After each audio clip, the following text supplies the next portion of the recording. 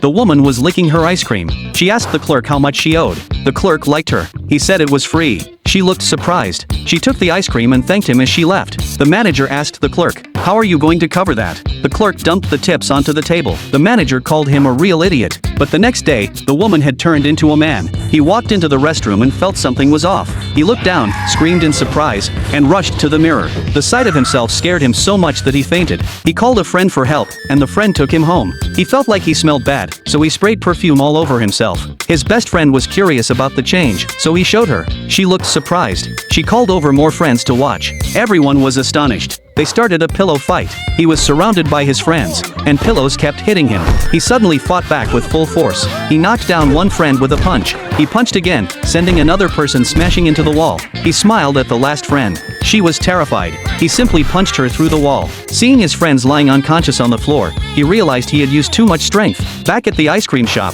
he was eating an ice cream cone. The clerk looked disgusted. He licked the ice cream off his hand and asked for the price. The clerk said, $9. He wondered why his charm wasn't working. The clerk suddenly grabbed him by the throat, and he meekly paid the money. He and his friend went out, but his friend was harassed by a man. He stepped up in anger and slapped the man. The man challenged him to take it outside, and he prepared to fight but didn't know how to attack. The bystanders looked at each other in confusion. He swung a punch but ended up biting the man's arm, then kicked the man's calf, and then kicked the other leg.